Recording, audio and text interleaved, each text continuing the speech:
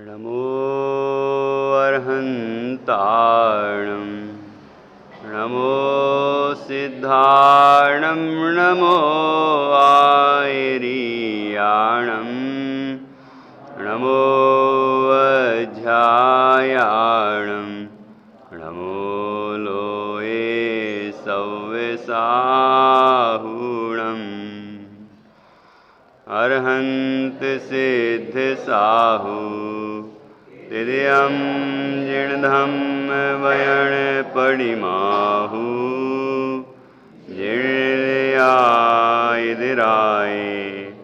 प्रणवदेवादिन्तु मे बोहि मङ्गलं भगवान् वीरो मङ्गलं गौतमो गणी मङ्गलं कुन्दकुन्दाद्यो जैनधर्मोऽस्तु मङ्गलं सर्वमङ्गलमाङ्गल्यं सर्वकल्याणकारकं प्रधानं सर्वधर्माणां जैनं जयतु शासनं जैनं जयतु शासनम् कारुण्यमुकारं जिणवरबसहस बड्ढमानस दंसनमग्गं वोछामि जाकम्मं समासेण वन्दो श्रीअर्हन्तकु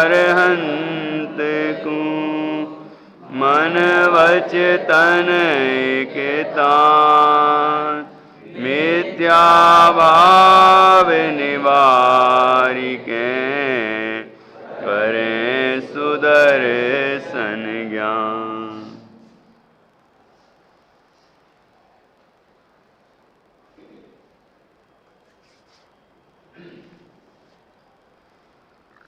आचार्य श्री कुंद कुंद देव द्वारा रचित यह अष्टपाहुड़ परमागम है और इसका ये दर्शन पाहुड़ है और 23वीं नंबर की गाथा है।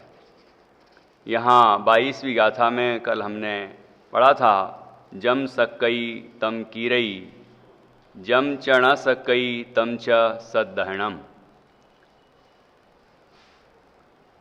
यहाँ ये जो हमने विषय पढ़ा कि जो कर सकता है वह करे और जो नहीं कर सकता है उसकी श्रद्धा रखे। तो ये किस संदर्भ में है? श्रद्धान के संदर्भ में है कि ज्ञान के संबंध में है कि चारित्र के संबंध में है? चारित्र की मुख्यता है। ज्ञान भी ले सकते हैं, ज्ञान जितना प्राप्त कर सकता है वो करे और बाकी प्राप्त करने की कोशिश करे। और मुख्यता यहाँ चारित्र की है कि चारित्र जितना धारण कर सकता है उतना धारण करे, अर्थात त्याग जितना कर सकता है उतना करे, और जितना नहीं कर सकता है, सामर्थ्य नहीं है, वाकई नहीं है, तो बाकी ये श्रद्धा रखे कि सब परद्रव्य त्यागने योग्य हैं, परमाणु मात्र भी त्यागने योग्य है, सर्व प्रकार का विकार त्यागने योग्य है, ठीक है, सर्व कर्म अभाव करने योग्य हैं। कम मत तृणेन एकम, कर्म तो कर्मपने एक ही प्रकार का होता है, इसलिए सब कर्म से रहित होना है, सभी प्रकार के परिग्रह से मुक्त होना है, सभी प्रकार के विकारों से मुक्त होना है। तो इस तरह चारित्र में जो क्षमता हो वो करे, बाकी का श्रद्धान रखे, ऐसा यहाँ पर कहा। अर्थात श्रद्धान तो पूरा ही होता है, श्रद्धान तो पूरा ही होता है, तभी सम्यक दर्शन प्रकट होता है कि क्या प्रकट करने योग्य है, क्या प्रकट करने योग्य नहीं है, क्या आश्रय करने योग्य है उसका आश्रय होता है, कौन सी चीजें हे हैं, आश्रयबंध हे हैं, तो सब प्रकार के आश्रयबंध हे हैं, वो वहीं श्रद्धान हो गया। भले ही वो धीरे धीरे ही दूर होंगे, लेकिन वह श्रद्धा हो गई। संवर निर्जरा पूर्ण रूप प्रकट करने की अपेक्षा एक दिश उपादेय है, श्रद्धा हो गई। अब वो क्रम क्रम से ही निर्जरा होगी और मोक्ष की प्राप्ति 14वें गुणस्थान के अंतिम समय में होगी, लेकिन श्रद्धा तो चौथे गुणस्थान में ही हो गई कि वही प्रकट करने योग्य है। इस तरह जम सकई तम कीरई, जम च न सकई तम च सदहणम, केवली जिणे हिम भणियम सदह मानस सम्मतम। केवली जिनन परमात्मा ने कहा है कि वह श्रद्धान ही सम्यक है, सम्यक श्रद्धान ही सम्यक दर्शन है। श्रद्धा गुण की पर्याय है, ज्ञान और चारित्र की नहीं है। श्रद्धा गुण जब सम्यक होता है तो ज्ञान और चारित्र भी सम्यक हो जाता है, लेकिन वह कितना होगा, ज्ञान कितना विकसित होगा, चारित्र कितना शुद्ध होगा, ये अलग विषय है। वो ज्ञान और चारित्र की अपनी स्वतंत्र योग्यता है, लेकिन श्रद्धान तो पूरा होता है और सम्यकता तीनों में आ जाती है। आपने अपनी श्रद्धा और दूसरे की श्रद्धा का मूल्यांकन चारित्र देख के नहीं करें। हाँ, अपनी श्रद्धा और दूसरे की श्रद्धा का मूल्यांकन चारित्र देख के ना करें, ये भी ठीक है। अपनी क्योंकि श्रद्धा अलग गुण है, चारित्र अलग गुण है, तो श्रद्धा में तो पूरा ही आया है, वो स्वयं का तो स्वयं जानता ही है और दूसरे का दूसरा जानता है, अपन तो नहीं जानते, है ना। लेकिन जो चारित्र में जितना चौथे गुण स्थान के योग्य है उतना तो हम भी जानते हैं और वो भी जानता है, तो उतना तो होना ही चाहिए, ठीक है ना। उतना हो रहा है जिसके तो निर्णय हो जाता है कि है। अब ज्यादा ये नहीं सोचना है नहीं हो गई, हो ही नहीं सकता है, कैसे हो सकता है, ऐसा दूसरे के संबंध में नहीं सोचना है। अपने संबंध में जानो तो ठीक है ना, कि अपने अंदर, क्योंकि बाहर में भले ही पूरी प्रवृत्ति सही चल रही है, 25 दोष बिल्कुल नहीं है, ठीक है, और 8 अंग भी प्रकट हो गए, प्रसम संवेग आदि भी प्रकट हो गए, तत्वार्थ का श्रद्धान भी है, आत्मानुभूति तो हुई थी, अब तो नहीं है, सम्यक दर्शन कायम है, लेकिन आत्मानुभूति तो हुई थी उस समय, मतलब निर्विकल्प अवस्था तो हुई, सम्यक दर्शन प्रकट हुआ, सम्यक दर्शन कायम रह सकता है, ठीक है ना। तो अब वो स्वयं के परिणाम तो खुद जानता है ना, कि बाहर में तीव्रता हो यदि कसायों की तो वो प्रकट होती है, और नहीं हो तो कैसे प्रकट हो। अनंतानुमंदी तीव्र होती है तो बाहर में भी दिखती है, जैसे कि बताया था भाव दीपिका में, ठीक है ना। और लेकिन यदि मंदता हो तो खुद को ख्याल में आती है, लेकिन अति मंदता हो तो खुद के ही ख्याल में नहीं आती, ठीक है ना।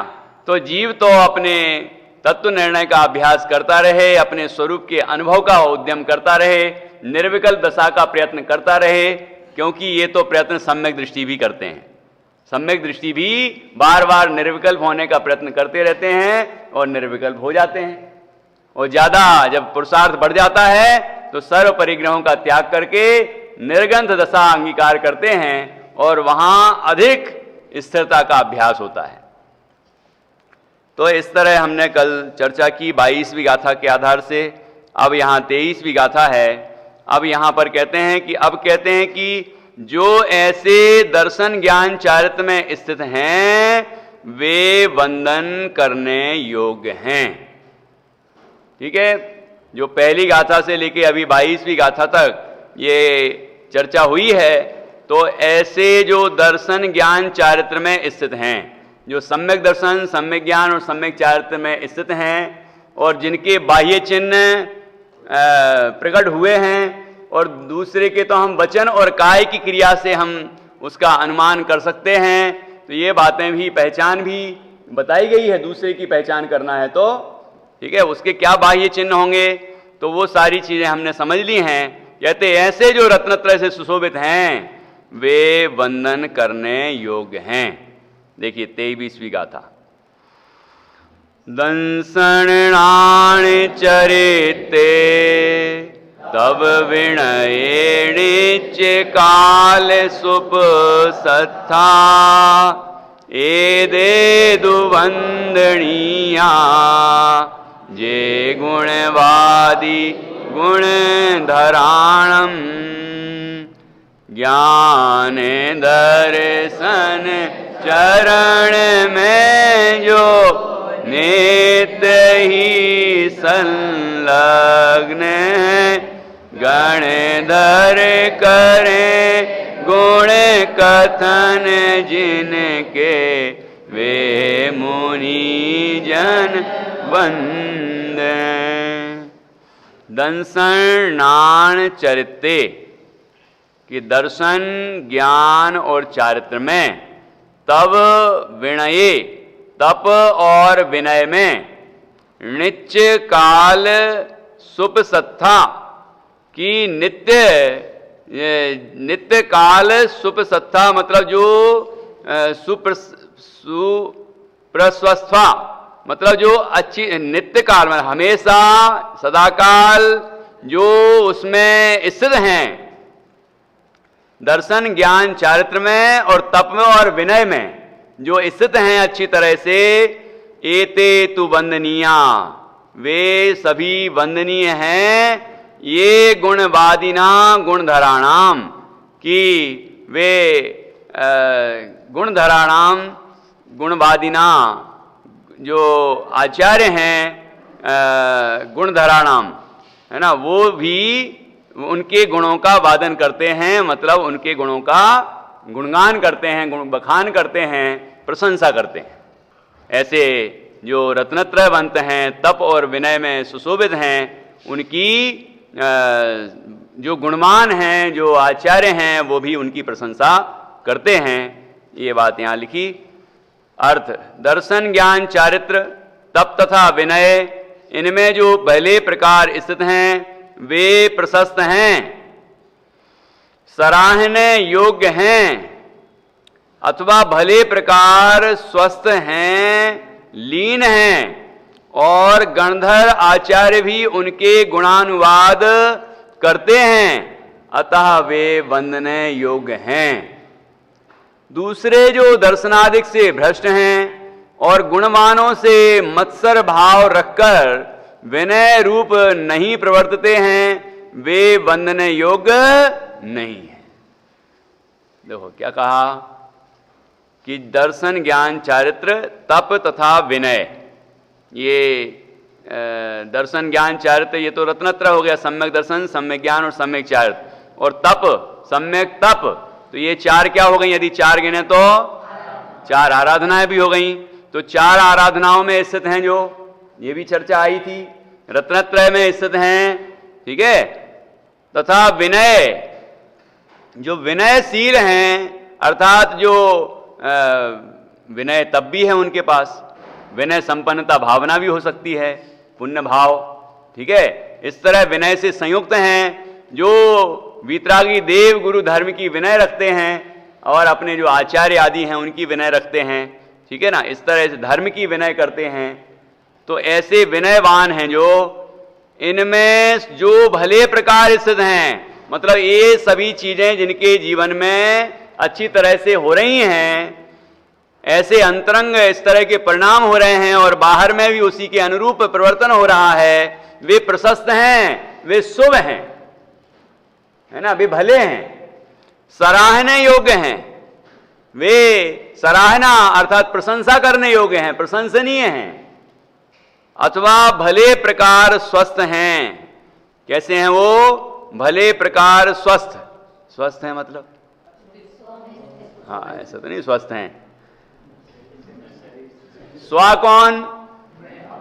हाँ आत्मा, उसमें जो स्थित वो स्वस्थ, और जो शरीर में स्थित वो स्वस्थ होने पर भी अस्वस्थ, वही तो हुआ भाई। शरीर में जो स्थित है कर्म पुद्गल के प्रदेशों में जो स्थित रहता है वो पर समय है, लिखा है कि नहीं, और स्व में स्थित है वो स्वस्थ है ना। स्व अर्थात आत्मा, निज आत्म तत्व में जिसकी श्रद्धा ज्ञान और लीनता बरतती है, और स्वस्वरूपे प्रतपनम विजयनम तपा, इस तरह तपरूप परिवर्तन करता है, और निश्चय विनय से भी संपन्न है। स्वरूप में नमना वो निश्चय विनय है, और जो पूजनीय है उन पर उनके सामने नमना उनकी विनय वो विनय है, ठीक है। तो ऐसे जो भले प्रकार स्वस्थ हैं, लीन हैं, इन सब चीजों में लीन हैं। ज्ञान, दर्शन, चारित्र, दर्शन, ज्ञान, चारित्र, तप, विनय, इनमें लीन रहते हैं। ज्ञान, ध्यान, तपो रखता तपस्वी सा प्रशस्यते। तो ऐसे लीन हैं। और भी बात है, ये तो है ही, लेकिन साथ में जो गणधर आचार्य भी उनके गुणानुवाद, गुणानुवाद अर्थात प्रशंसा, गुणगान, प्रशंसा करते हैं। गणधर आचार्य भी उनके गुणानुवाद करते हैं। वे अतः वे वंदने योग्य हैं। तो आचार्य भी गुणगान करते होंगे, गणधर भी प्रशंसा करते होंगे, है? मतलब जो कोई मुनि उनके संग में हों और वो रत्नत्रय से सुशोभित हों तो उनकी प्रशंसा करते होंगे। नहीं, आचार्य तो बड़े हैं और आचार्य अपने शिष्यों की भी प्रशंसा करेंगे, हैं? उनकी नहीं करते, उनके गुणों की करते हैं। ये उनकी और उनके गुणों की में क्या अंतर हुआ? नहीं पंडित जी, हम आपकी कोई विनय नहीं करते हैं, हम आपके गुणों, ज्ञान की विनय करते हैं, आपके गुणों की विनय करते हैं। ये क्या बात हुई? ये तो पूरी अविनय है। अरे गुण किसमें है? वो धर्म किसमें है? ना धर्मो धार्मिक ही विना। अरे उसकी विनय, उसके गुणों के कारण उसकी ही विनय है। तो आचार्य अपने शिष्य की प्रशंसा करेंगे। आचार्य से पहले उनको मोक्ष हो सकता है। आचार्य जिनने दीक्षा दी है अपने शिष्य को, है ना, वो तो पूरी तरह से तत्काल अपने में लीन होके और मोक्ष जाने के योग्य हैं। इन्हें तो पहले पद छोड़ना पड़ेगा। आचार्य उपाध्याय पद वो मोक्ष मार्ग में बाधक है, वो छोड़ना पड़ेगा, फिर उसके बाद वो निर्विकल्प होंगे और मोक्ष जाएंगे। तो वो तो और जल्दी जा सकते हैं, है कि नहीं? तो वो जो साधना करते हैं, जरूरी नहीं कि आचार्य ही रत्नत्रय में विशेष हों। रत्नत्रय में विशेष होते हैं, लेकिन सभी ऐसा नहीं कि वो और संघ में पूरे मुनिराज उतने सुशोभित नहीं होते होंगे, रत्नत्रय में विशेष नहीं होते होंगे। ऐसा नहीं कि और भी विशेषताएं देखी जाती हैं और उस तरह का जिनके परिणाम हो वो भी देखा जाता है, फिर आचार्य बनाते हैं। उनके जो आचार्य होते हैं वो अपने शिष्य में से ही किसी को आचार्य पद देते हैं और खुद निवृत्त हो जाते हैं, समाधि ले लेते हैं या साधना करते हैं, जो भी है। तो इस तरह से वो उनके जो शिष्य हैं उनकी प्रशंसा नहीं करते क्या? हम अपने विद्यार्थियों की प्रशंसा करते हैं कि नहीं करते? पंडित टोडरमल जी ने अपने शिष्यों की प्रशंसा की क्या नहीं की? जिनने प्रश्न किए थे रहस्यपूर्ण चिट्ठी में, धन्य है वे जीव जो स्वानुभव की चर्चा भी करते हैं। ऐसे प्रश्न तो आप सरीखे ही लिखें। बोलो लिखें, इतनी प्रशंसा की कि नहीं? तो ऐसे जो आचार्य हैं वो जिनकी प्रशंसा करते हों, है ना, गणधर भी जिनकी प्रशंसा करते हैं। गणधर तो चक्रवर्ती की भी कर देते हैं, चक्रवर्तित्व के कारण नहीं। हाँ, यहां कहो कि चक्रवर्ती की नहीं करते तो ठीक है, कि चक्रवर्ती की प्रशंसा नहीं करते कि, लेकिन उस आत्मा की प्रशंसा तो करते हैं। आत्मा ही तो देखते हैं, वो चक्रवर्ती देखते कहां हैं? वो तो ये भी नहीं देखते कि ये शरीर वाला है, वो तो ये देखते हैं कि ये आत्मा है और सम्यक तो से सुशोभित है ना, और महान भावना है, और ये जीव मोक्षगामी है, चरम शरीरी है। ये सारी चीजें, आत्मा ही तो है चरम शरीरी, है कि नहीं? तो उस आत्मा की प्रशंसा करते हैं, संयोगों की तो प्रशंसा करते नहीं, है ना। जो संयोग आत्मा है ही नहीं उसकी थोड़ी प्रशंसा करेंगे, ठीक है ना। तो भरत चक्रवर्ती की भी गणधर प्रशंसा करते थे। वो भरत चक्रवर्ती कभी बीच में किसी समय आ जाए तो उनके निमित्त से दिव्य ध्वनि विशेष खिल जाती थी। बोलो प्रशंसा करेंगे कि नहीं करेंगे? पुराण पढ़ो, आप आदि पुराण पढ़ें तो समझ में आएगा। भरत जी की भी प्रशंसा की है, और यहाँ श्रेणिक राजा की भी प्रशंसा करते थे। श्रेणिक राजा प्रश्न करते थे और श्रेणिक राजा के प्रश्न के निमित्त से भगवान की दिव्य ध्वनि में उत्तर आता था तो सब उनकी प्रशंसा करते थे। तो अब वो तो गृहस्थ है। अरे गृहस्थ क्यों देख रहे हो? गृहस्थ मत देखो, सम्यक दृष्टि देखो, आत्मा, ठीक है ना। तो इस तरह से गणधर भी प्रशंसा करते हैं। ऐसा लिखा है धर्म परीक्षा ग्रंथ में कि भव्यों के प्रति तो वीतरागियों को भी पक्षपात होता है। भगवान की बात मत करना, पूर्ण वीतरागी की बात नहीं है, आचार्यों की बात है ना। तो उनको भी पक्षपात होता है, मतलब कि वो उसको विशेष महत्व दे देते हैं, ठीक है ना, कि ये जीव जल्दी आगे बढ़ने वाला है ये देख के। अब पता चला कि संघ में जो अभी दीक्षित हुआ है, लेकिन कुछ ही समय हुए और उसने इतनी साधना की, आराधना की और इतनी योग्यताएं हैं कि उनको आचार्य बना देते हैं। ये नहीं देखते कि संघ में इतने इतने पुराने हैं, उनको आचार्य बनाओ। ऐसा कोई सीनियरिटी जूनियरिटी नहीं होती वहां पर वहां तो अंतर की भावना, अंतर का पुरुषार्थ किसके विशेष है, और उस तरह का पद जो साध सके। मतलब ये कि कई जीव ऐसे हो सकते हैं जो पद तो संभाल सकते हैं लेकिन अपनी साधना खो देंगे, ऐसे जीवों को नहीं बनाते, ठीक है। और कोई विशेष साधक हैं, इस तरह की उनकी रुचि नहीं है कि वो संघ का पालन करें, इस तरह की रुचि नहीं, खुद साधना विशेष करते हैं, तो अभी उनको नहीं बनाएंगे, तो अभी आचार्य पद भी उनको नहीं देंगे। ऐसे सब जांच लेते हैं वो कि किसको आचार्य पद भी देना चाहिए, और आचार्य जैसे ही आचार्य घोषित करते हैं सब स्वीकार। यहाँ वीतरागियों का संघ है यहाँ, ये नहीं कि अरे यार मैं तो सीनियर था और इनको देखो आचार्य बना दिया, अब मैं इनकी आज्ञा कैसे मानूं। ऐसा नहीं होता वहां, ये मोक्ष मार्गी हैं। वहां तो समाचार भी होता है। समाचार मतलब एक दूसरे की भी विनय करते हैं, वो समाचार बोलते हैं ना उसको, समाचार। तो इस तरह दोनों सब एक दूसरे की विनय भी करते हैं। तो वहां ये नहीं रहता कि कौन सीनियर है कौन जूनियर है, मतलब ये सब साधक हैं, सब आराधक हैं आत्मा के, मोक्ष मार्ग के साधक हैं जो। तो ऐसे जो आचार्य बनाते हैं वो भी वंदना करते हैं। हाँ, आचार्य बनाते हैं जिनको, तो आचार्य बनाने के बाद वो भी उनको वंदना करते हैं, क्योंकि आचार्य वो हो गए ना, ठीक है ना।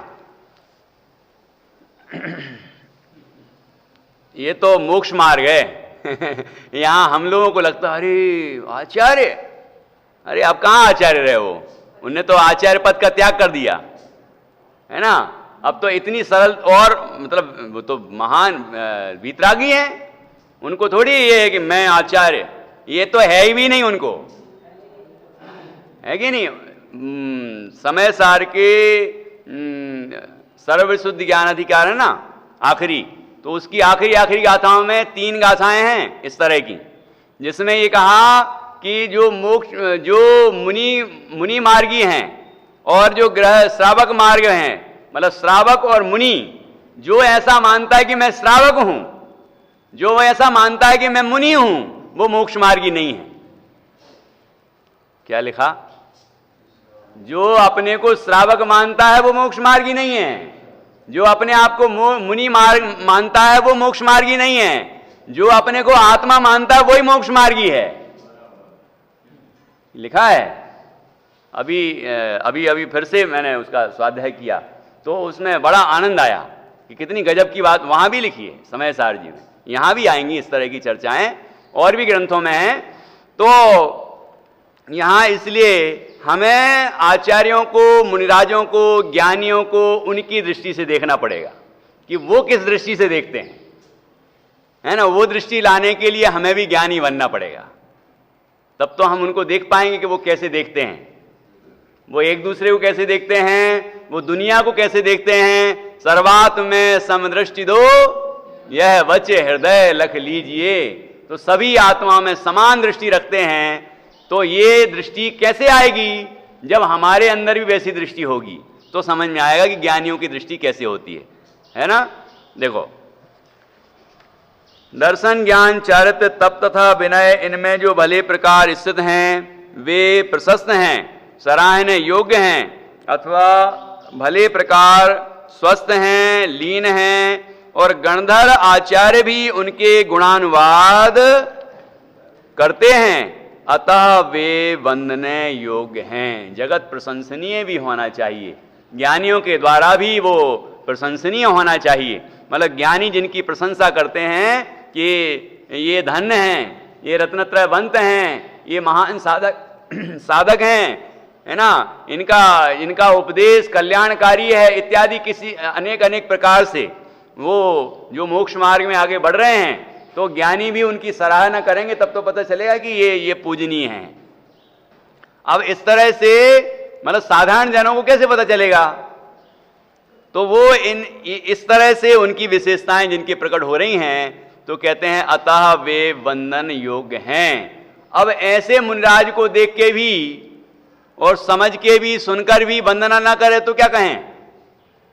तो ये तो कहते हैं वंदन ना करने वाले का दोष है, वंदनीय व्यक्ति का दोष नहीं है। किसी की हम वंदनीय की वंदना ना करें तो वो कोई कम नहीं हो जाते, उनके गुण कोई कम नहीं हो जाते हैं, ये तो हमारे गुण कम हो जाते हैं, है कि नहीं? तो वे वंदन योग्य हैं। और दूसरे जो दर्शन आदि से भ्रष्ट हैं और गुणवानों से मत्सर भाव रखकर विनय रूप नहीं प्रवर्तते हैं। क्या दो बातें कहीं, ये पहले भी आ चुका है, पहले से आ चुका ना। क्या क्या आ चुका? कि जो दर्शनादिक से भ्रष्ट हैं, मतलब सम्यक दर्शन से भ्रष्ट हैं, सम्यक ज्ञान से भ्रष्ट हैं, सम्यक चार्य से भ्रष्ट हैं। तो सम्यक दर्शन से भ्रष्ट हैं तो सबसे ही भ्रष्ट हैं, है ना। तो दर्शन से भ्रष्ट हैं वो भ्रष्ट हैं, और जो तीनों से भ्रष्ट हैं वो भ्रष्ट से भी भ्रष्ट हैं। ये आया था कि नहीं? और जो दूसरों को भ्रष्ट करते हैं वे भी महाभ्रष्ट, इसी में आ गया वो, ठीक है। और जो दूसरों से, ज्ञानियों से वंदना कराना चाहते हैं, उनका क्या होगा? खुद तो रत्नत्रय से भ्रष्ट हैं ही, और जो रत्नत्रय से संपन्न हैं उनसे अपनी विनय कराना चाहते हैं, वो क्या होगा उनका? लल्ल मुआ होंगे, लूले और गूंगे होंगे वो। तो ऐसे जीव, ठीक है, वो वंदने योग्य नहीं है। जो दर्शनादिक से भ्रष्ट हैं और गुणवानों से मत्सर भाव रखकर, ये मत्सर भाव का क्या अर्थ है? मत्सर मतलब मान, अहंकार, घमंड। और मत्सर भाव, जब घमंड है तो दूसरों से कैसे भाव रखेगा? घृणा, ईर्ष्या। तो मत्सर का मतलब ईर्ष्या भी होगा। तो अन्य से जो ज्ञानी हैं उनसे ईर्ष्या भाव रखते हैं, गुणवानों से मत्सर भाव रखकर, ईर्ष्या रखकर विनय रूप नहीं प्रवर्तते हैं कि इनकी हम क्यों विनय करें, इनकी विनय करेंगे तो दुनिया कहेगी कि ये इनसे भी ज्यादा पूजनीय है क्या, तो फिर हमें छोड़ देंगे पूजना और इनको पूजना शुरू कर देंगे। ऐसा सोच के और पूजा नहीं करते उनकी, गुणवानों की, है ना। तो दोनों बातें कि जो खुद रत्नत्रय से भ्रष्ट हैं और जो रत्नत्रय से संपन्न हैं उनसे जो ईर्ष्या रखते हैं। देखो समय सार जी में जो 5वीं गाथा आई है, वहां लिखा खुद ने तो कभी आत्मा को जाना नहीं, और जो आत्मा को जानते हैं उनकी विनय की नहीं, और उनका सत्संग भी किया नहीं, इसलिए यह बात बहुत दुर्लभ है। ये तो 4वीं गाथा में होगा, है ना। इसलिए एकत्व विभक्त आत्मा की चर्चा दुर्लभ है और काम भोग बंधन की कथा सुलभ है, ठीक है ना।